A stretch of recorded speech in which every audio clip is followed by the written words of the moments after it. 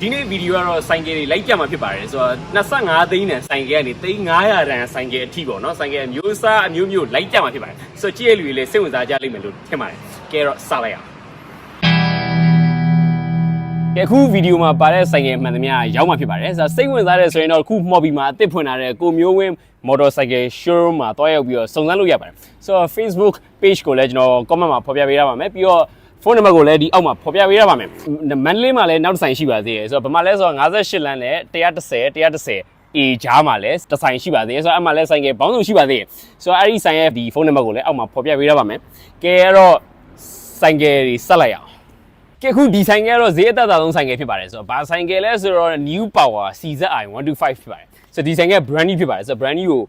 25သိန်းပေါ့နော်ကဲအဲ့တော့ဒီဆိုင်ကယ်မှာဘာတွေပါလဲပေါ့ကြည့်ကြည့်အောင်ပစ္စည်းညက်လို့ရတဲ့နေရာရှိတယ်။ဘာညက်ထားလဲဆိုတော့ဘတ်မညက်ထားတယ်။ဒီတိုင်ခွက်မှာလည်းရိုးရိုးရှင်းရှင်းနေပါပဲ။1 2 3 4ရဲ့ okay ဆိုတော့ enter မီကြီးဘာညာ။ဟောဒီမှာ character ကျိုးလေးပါတယ်။ဆိုတော့အဲ့ character ကျို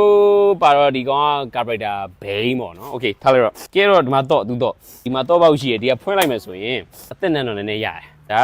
က user manual မှာအင်္ဂလိပ်စာရင်းနဲ့brand new ဘိန်းနေမလို့ဘက်ထရီမရှိဘူးဆိုတော့ okay နင်းနှိုးပေါ့နော်အဲ့လိုဆိုရင်ရဘက်ထရီကတော့ရှိပါတယ်သိမ်းနေတာကဲ25သိန်းနဲ့ဘိန်းကမောင်းတာဘယ်လို feeling ရှိလဲပေါ့နော်မောင်းကြည့်အောင်ဟောမြန်တယ်2 okay 2 million ပါပြီဟာ gear ထပ်3 okay yes ဘာပဲပေါ့နော်ဘာပဲကိုကင်မရာလိုက်ရိုက်နေတာ Honda Yugo ဆိုတော့နေ့တကားတော့ပုံမြန်တာပေါ့လေ engineer of course woo suspension လဲစိုးပါဘူးလို့စီနဲ့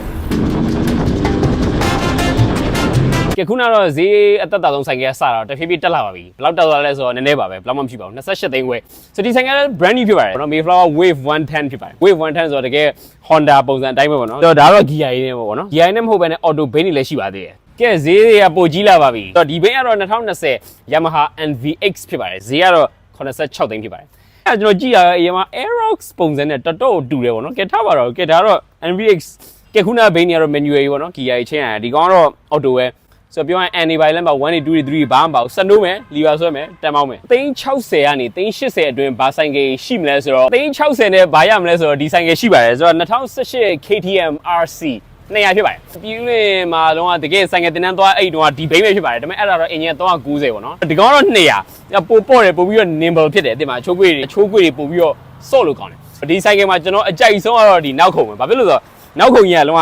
တစ်ဆက်သေးကြီးပြောရရင်ဒီမှာဆိုဖာကြီးကဒီဟာကြီးအကုန်လုံးကဒါဆိုဖာကြီးပေါ့နော်ဒီမှာတချို့ဆိုင်ကယ်တွေမှာဆိုဖာလေးကဒီအပေါ်ကွက်ကလေးပဲလေအဲ့ဒါဖြုတ်လို့ရသေးတယ်ဒါကြီးကဒီမှာဘာမှဖြုတ်လို့လည်းမရဘူးပေါ့နော်ဖြုတ်ရင်တော့နက်တွေနဲ့ဖြုတ်အောင်ပါပေါ့60ကနေ380အတွင်းဘာဆိုင်ကယ်ရှိမလဲဆိုတော့အခုမြင်နေတဲ့2021 Yamaha V3 ပေါ့နော်ပြောမယ်ဆိုတော့ Yamaha V3 R15 ဖြစ်ပါတယ်ဈေးကဘယ်လောက်လဲဆိုတော့ဒီကောင်ကတော့88ပေါ့နော်ဒီ2021မှာတော့ဒီ V3 ဖြစ်တယ်2022လဲကြာတော့ V4 ဖြစ်သွားတော့လုံးဝကွာထွက်သွားတာရုပ်ပေါ့ဒါပေမဲ့သူ့ရုပ်ကြည့်မယ်ဆိုရင်တော့ဒီနားလောက်ကြည့်မယ်ဆိုရင်တော့ဒါကလုံးဝ R7 နဲ့တော်တော်တူပါတယ် Yamaha က design language တွေကတော်တော်စင်တယ်ပေါ့နော်ဆို R3 ဒီရုပ်ဒီလိုခက်စင်ပဲဟိုမှာရှိတယ်ပြီးပြမယ်ဒါလုံးဝတကယ်နောက်ဆုံး version R15 ထဲမှာဈေးအကြီးဆုံးလို့ပြောလို့ရတဲ့ဆိုင်ကယ်ပဲဖြစ်ပါတယ်ကဲခုဒီဆိုင်ကယ်ကတော့2016 Honda CBR 300R ဖြစ်ပါတယ်model နဲ့နေတော့ဈေးတော့တက်တာပါပါတယ်အင်ဂျင်150နဲ့ဆိုရင်တော့ဈေးကအတူတူလောက်ရှိရပေါ့နော်ဘယ်လောက်လဲဆိုတော့62သိန်းပေါ့နော်အခုဆိုင်ကယ်ကတော့2018 Yamaha MD 15ဖြစ်ပါတယ်ဆိုတော့ MD 15ပေါ့နော်ပြောရရင်တော့ဆိုအင်ဂျင်က150ဟုတ်ဆိုတော့ဒီဆိုင်ကယ်အတိအကျဈေးကပြောမယ်ဆိုရင်တော့59သိန်းခွဲတယ်ဆိုတော့60ပဲထားပါတော့ okay ဒီကောင်တော့ဈေးလေးနည်းနည်းပိုကြီးပြီးတော့ပိုတက်တဲ့2019 Honda CB 150R ဖြစ်ပါတယ်ဘယ်လောက်လဲဆိုတော့65သိန်းနဲ့ခုနထက်တော့နည်းနည်း5သိန်းလောက်ပို့သွားတာပဲကျွန်တော်ဒီရုပ်ကိုအရင်ကြိုက်တယ်ဗျသမတ်ဒီမီကောင်းဒီအဝိုင်းရ300မှာလည်းဒီအတိုင်းပဲခုန1000ကြီးလည်းရှိတယ်1000မှာတော့ဒီအပေါ်လေးကနည်းနည်းအပြားလေးဖြစ်သွားတာအဝိုင်းကြီးပဲမဟုတ်တော့ဘူးဒါပေမဲ့ခုနကခက်ဆက်စင်နေပဲဆိုတော့ဒီ150အာမာတွေကရုပ်ကလှတယ်ဗျပြောရရင်380အထက်တွေကဘာဘိန်းနေရှိမလဲဆိုတော့ဒါရှိပါတယ်ဒါ2022 Royal Enfield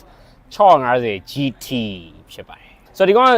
85သိန်းပေါ့နော်ဆိုင်ကယ်တွေကအရန်တန်ပါတယ်ဗျာသိမလား650 model လည်း2022ကီလိုကတော့နည်းနည်းလေးတော့ပါတာပေါ့နော်ဟိုဘက်မှာတော့တကယ်စီတိုင်ကြီးက chrome အရောင်နဲ့ပေါ့နော်အဲ့ကောင်ကတော့2020ဈေးကတော့380ဖြစ်ပါတယ်ပြီးတော့လည်းအနီအောင်ဘိန်းတစ်ဘိန်းလည်းရှိပါသေးတယ် model က2021 Ryan Enfield Classic 350ဖြစ်ပါတယ်ဆိုတော့ Ryan Enfield ဒီမှာ Ryan Enfield လို့ပုံစံဟို Jawa ရဲ့ Ryan Enfield 2စီးလည်းရှိပါသေးတယ်ဆိုတော့အဲ့ဒါတွေကဈေးတော်တော်တက်ပါတယ်80ကျော်ရနေပြီးသွားတဲ့အချိန်မှာ300တန်လာပါပြီဆိုတော့ဒါကဘာလဲဆိုတော့2022 Yazdi Adventure ဖြစ်ပါတယ် ဒီကောင်ကြည့်လိုက်မယ်ဆိုရင်တော့တကယ် Royal Enfield Himalayan နဲ့တော်တော်တူတဲ့ဆိုင်ကယ်ပဲဖြစ်ပါတယ်သူဆိုင်ကယ်တော့မိုက်ပါတယ်ဆိုင်ကယ်ဒါကတော့ဆိုင်ကယ်တော့ဗောနော်ဒါဒီလိုကြည့်ရင်တော့မမိုက်ဘူးဒါပေမဲ့သူကဒီမှာဒီ ထိတ်ကလေးမှာ Yasdi လို့ရေးရပါတယ်တော့လဲလိုက်မယ်ဆိုရင်တော့ high နဲ့နှုတ်ဆက်တယ်ပြီးတော့ဘေးမှာ Yasdi ပါတယ်က Bluetooth ချိတ်လို့ရလားမသိဘူးအောက်ကဟာကိုဖိထားမယ်ဆိုရင်ဒီမှာမိတ်တို့က rain pro ပြီးတော့ road off road နဲ့ road နဲ့လောလောလေး off လေးပြတ်သွားစီတိုင်ကြီးမှာတော့ Yasdi လို့ရေးတာဗောဟိုမှာတော့ adventure type C ပေါက်တော့ပါသေးရဲ့တော်တော်တန်တာပဲခုနကသိန်း25သိန်းနဲ့ဆိုင်ကယ်မောင်းပြီးသွားပြီဆိုတော့အခုသိန်း100တန်ဆိုင်ကယ်ကဘယ်လို feeling ရလဲဆိုတော့ကျွန်တော်အခုမောင်းမှဖြစ်ပါတယ်ဘောဘာပဲဒီကအင်ဂျင်ကတော့တစ်လုံးလို့330နဲ့ဘယ်လောက်လဲတော့မသိဘူးเนาะလောက်စီစီရှိရဲ့ဝေးကတော့တော်တော်ပေါ့တယ်နည်းနည်း gear 1နဲ့ဆွဲကြည့်အောင်ဆို gear 1အဲ့ဒါဆိုခီးသွားမယ်ဖုန်းကလည်း GPS ကြည့်မယ်ဆိုတော့ဖုန်းကသွေးလို့ရတယ်ဒီမှာအပေါက်ရှိတယ်ပြောရရင်တော့ဒိုင်ခွက်အကြီးဆိုတဲ့ပုံစံနဲ့ဒါတော့မဟုတ်ဘူးဒါပေမဲ့ဒီမှာတော့တစ်ခွက်လေးပေါ့အဲ့တော့သိန်း100ဆိုင်ကဲကတော့ဒါအခုတော့ဆိုတော့ဒါဒိုင်ခွက်ပုံစံ high တို့ပါတော့နဲ့တော့တက်နေပါပြီကဲတော့ဒီတဲ့ဈေးကြီးကစလိုက်အောင်ဒီဆိုင်ကဲတော့ Honda Yugo 6ဆိုင်ကဲဖြစ်ပါတယ်အခုဒါအားသွင်းတာဖြစ်ပါတယ်အခုပြောနေတဲ့အချိန်မှာပဲမီးကပြတ်သွားပါပြီဆိုတော့အားလေးပြန်ဖြုတ်လိုက်ပြီပေါ့နော်ကဲပြီးတော့ဒီဆိုင်ကဲကမရောက်ပါဘူးကဲကျွန်တော်အခုထိုင်နေရတော့2018 Honda Rebel 900ဖြစ်ပါတယ်135သိန်းဖြစ်ပါတယ်ဆိုတော့ဈေးတော့တက်လာပြီဆိုတော့ဒီ easy ရဲ့မှာဒီဆိုင်ကယ်ပဲလားဆိုတော့မဟုတ်သေးပါဘူး Harley Division 883 Ion ရှိပါသေးတယ်အဲ့ဆိုင်ကယ်ကတော့2008ဈေးကတော့140ဖြစ်ပါတယ်ဆိုတော့ဒီကောက်တဲ့5သိန်းပုံများပါတယ်ကဲပြီးတော့နောက်တစ်စီးလေးရှိပါသေးတယ် Honda Share လို့ပြောဆိုတော့အဲ့ဒါလည်း2008ပဲဈေးကတော့90ပဲဖြစ်ပါတယ်150လောက်100ဘာရမလဲဆိုတော့ဒါရှိပါတယ်ဆိုတော့2022 Honda CBR 900 R ဖြစ်ပါတယ်မတိမ်မြင်းနေပါရှိနေဆိုတော့ Yamaha မှာဆို R3 ရှိရပြီးတော့ခုနကကျွန်တော်ပြရတဲ့နေရာ400ရှိဆိုတော့ R3 က2019ဈေးကတော့128ပဲဖြစ်ပါတယ်ဆိုတော့ engine နည်းနည်းထပ်ကြီးကျင်တဲ့လူတွေအတွက်ဒီဆိုင်ကယ်ရှိပါတယ်ဘာလို့ဆိုတော့2018 Ninja Kawasaki Ninja 400ဖြစ်ပါတယ်ဆိုတော့ဒီကောင်ကတော့ဘယ်လောက်လဲဆိုတော့135သိန်းဖြစ်ပါတယ်ဆိုတော့350ပတ်စံ50ထပ်သုံးလိုက်မယ်ဆိုရင်မောင်းရတဲ့ feeling ကဘယ်လိုနေလဲပေါ့နော်အဲ့ဒါကိုကျွန်တော်မောင်းမှာဖြစ်ပါတယ်အင်ဂျင်မှာလည်းလောက carbon fiber ပုံစံအကာကြီးတက်ထားတာပေါ့နော်စိတ်ဝင်စားဖို့ကောင်းပါတိုင်ကြီးမှာလည်း carbon fiber အကာကြီးနဲ့ fog upside down fog ကတော့ဒီမှာဘယ်ချိန်ကြီးအလှဆုံးပဲ fog ကတော့နည်းနည်းလေးတော့brake လိုက်နည်းနည်းလေးတော့မာသွားတယ်ပေါ့နော်ကောင်းပါတယ်ဆိုတော့နည်းနည်းပို့ပြီးတော့ကျန်းလို့ရသွားတယ်ပေါ့လေနေမတော့ဖြစ်တယ်ပေါ့တယ်ပေါ့တော့တော်တော်ပေါ့ကဲတော့ဒီက2ဒီကောင်ကအေးပေါ့နှလုံးသွင်းဝင်မဲ့ Honda engine က smooth ကိုဖြစ်လုံးပါတယ်ဆိုတော့နှလုံးသွင်းဝင်မဲ့မြက်တယ်ပေါ့နော်ဒီကကျွန်တော်နည်းနည်းတစ်ထည့်ဒီကထောင်းပြီးတော့မောင်းကြည့်အောင်ဒီဘိန်းနဲ့ဈေးသိမ့်မကွာတဲ့ဘိန်းကတော့ရှိပါသေးတယ်ဒါပေမဲ့အဲ့ကောင်က၄လုံးလို့ဖြစ်ပါတယ်ဘာလဲဆိုတော့ Honda CB650S ဖြစ်ပါတယ်အဲ့ဒီဘိန်းကတော့ဒီကောင်နဲ့ဈေးနည်းနည်းပိုတက်တာပါ142ဖြစ်ပါတယ်ဆိုတော့အဲ့ကောင်၄လုံးမျိုးကြိုက်တဲ့လူတွေဆိုရင်တော့စစ်ပြပါတယ်ကောင်းပါတယ် Naked ကိုစစ်ပြပါတယ်ခုနဘိန်းက150အခုဘိန်းကတော့250ဖြစ်ပါတယ်2019 Ducati Super Sport ဖြစ်ပါတယ်သူ့ရဲ့ engine ကတော့937ပေါ့နော်ပြောရရင်တော့ engine 1000လောက်ရှိရယ် okay သူကနှလုံးတို့ကဲတော့ဒီဘိန်းကိုကျွန်တော်အရင်ကြိုက်ခဲ့ပါတယ်ပေါ့နော်အခုတော့ကျွန်တော်လည်းမဝယ်ဖြစ်သေးဘူးပေါ့နော်ဆိုတော့ဒီဘိန်းမှာလုံးဝလမ်းတာတော့ single side တဲ့ဆွဲငန်းဖြစ်ပါတယ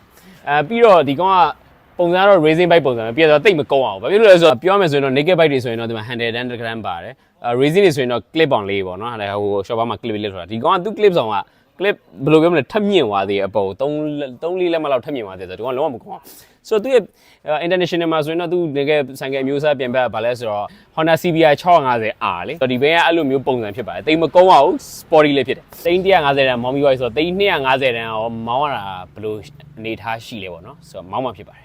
acceleration ပေါ့နော် acceleration ကကျန်တယ်မှာ gear 1နဲ့ဟိုးရင်းနေအဲ့လိုကြိုက်တာပေါ့နော်ကျွန်တော် monster အရင်ကြိုက်တယ်ဗျဒါပေမဲ့တကယ်မောင်းရတဲ့ feeling ကိုပြောပါဆိုရင်ဒီကောင်ပိုကြိုက်တယ်ဘာလို့ဆိုတော့ဒီကောင် sporty လေးဖြစ်တယ်တိတ်လည်းမကုန်းအောင်ပေါ့နော်ဒီဆိုင်ကတကယ်ဈေးကြီးရယ်အသစ်ဆိုလည်းဈေးကြီးရယ်ခုကဒါသိန်း250ပေါ့နော်ဒါပေမဲ့သူက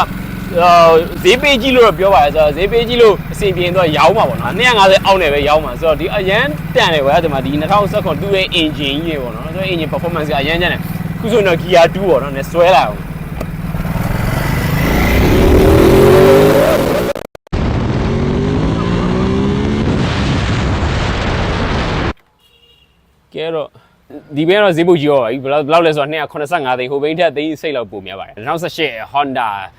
CB 1000R ဖြစ်ပါတယ် single sided တွေကပြောရရင်ဂျပန်ဘင်းနဲ့မှာရှားတယ်ဆိုတော့ဒီမှာ single sided နဲ့လာတာပေါ့နော်ဒါတော့က လုံးဝမိုက်ပါတယ်ဒီဆိုင်ကကျွန်တော်တကယ်လေးကြိုက်ပါတယ်ပြီးတော့ Honda inline 4ကလုံးဝညက်နေပါတယ်ဆိုတော့အဲ့ဒါတကယ်မိုက်ပါကျွန်တော်မောင်းလဲမောင်းမှုပါတယ်ကဲလာပါပြီအခုလောဆယ်တော့ဒီထဲမှာဈေးအကြီးဆုံး3900တန်ဆိုင်ကယ်ဖြစ်ပါတယ်ဆိုတော့ဘာဆိုင်ကယ်လဲဆိုတော့2020 BMW GS 1250ဖြစ်ပါတယ် brand new ဆိုရင်တော့900လောက်ရှိပါတယ် okay signature BMW ရဲ့ signature ပေါ့နော်တော့မီလွန်ကတစ်ဖက်နဲ့တစ်ဖက်မညီဘူးပေါ့နော်အပေါ်မီကြီးကတသက်အောင်မီကတသက်မီလွန်ဒီဇိုင်းကညီးမနေဘူးအဲ့ဒါသူ့ရဲ့ style ပဲဖြစ်ပါတယ်ကဲတော့ညာဘက်မှာတော့ cloud ရှိပါတယ်ဆိုတော့ဘာလဲဆိုတော့လက်ကကျွန်တော်တို့ခီးသွားလို့ရှိရင်ဒီမှာဆောင်းတွင်းဆိုလက်ကအေးတယ်လीဆိုတော့လက်အိတ်ဝတ်ထားရင်တော့အေးသေးတယ်ဆိုတော့မှာ heat grip ပေါ့နော်ကဲပြီးတော့ဒီဘက်မှာလဲသွားသည် cruise control တွေကားကြီးမှာလို့ပဲပေါ့နော်ပြီးတော့ short bar အပျော့အမာတွေဆိုတော့အဲ့ဒါကြီးလည်းရပါတယ်တကယ်ဟို tablet လိုမျိုး screen ရှိအဲ့ screen ကို control လုပ်လို့ရတဲ့ cloud ကလေးကလည်းလို့ဘိန်းလေးလို့လှည့်ရတာပေါ့နော်ဆိုတော့အဲ့ဒါတော်တော်မိုက်ပါတယ်ကဲတော့ဒီမှာကျွန်တော်ဒီဆိုင်ကယ်မှာတခြားဆိုင်ကယ်တွေနဲ့ထူကြတာဘာလဲဆိုတော့ HP ဖြစ်ပါတယ်ဆိုတော့ပြောမယ်ဆိုတော့ BMW GS 1250 HP ဖြစ်ပါတယ် HP ဆိုတော့ high performance ဆိုတော့ဘာဖြစ်သွားလဲဆိုတော့ဒီ sticker တွေပေါ့နော်တကယ်ဘိန်းရလဲဆိုရွှေအောင်ဂွေတွေနဲ့ပေါ့နော်ဆိုတော့ sport ဂွေတွေအဲ့ဒါဒီဆိုင်ကယ်မှာလုံးဝလှသွားတာပေါ့နော်ဒီ3900တန်ဆိုင်ကယ်ကြီးရောမောင်းရတာဘယ်လိုနေလဲပေါ့နော်ကဲတော့မောင်းလိုက်ရအောင်တော်လေးရင်ချဖေကောလေးပြုတ်နော်အဲ့တက်လိုက်ပြီးဂီယာချိန်နေမောင်းနေဆိုကျွန်တော်ကား feeling ပဲရတယ်ဗျာဒါတကယ် GS ကတကယ်ကားကြီးလိုပဲလုံးဝညိပြီးတော့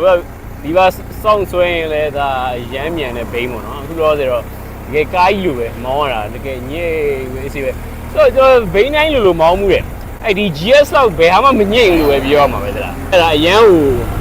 တာယာညိညောင်းပေါ့လေပေါ့ရတာခုနဆိုရင်တော့ဒါသွားရွှေ့မယ်ဆိုရင်တော့ပေါင်ဓာကြီးက950ပေါင်က950တော့မကောက်ထင်တယ်600နီးပါးတော့ရှိမယ်ငါကြီးခုတော့တယ်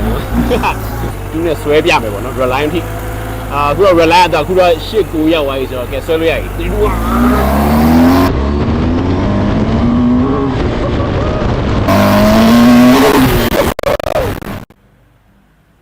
ကျွန်တော်ခုလုပ်နေတဲ့ post က Jason Statham ကလည်းသူဒီ GT 650ကိုသူစီတိုင်ကြီး Chrome နဲ့ဟာနဲ့သူဒီလိုရိုက်သွားကျွန်တော်လည်းရိုက်ကြည့်ရပါတော့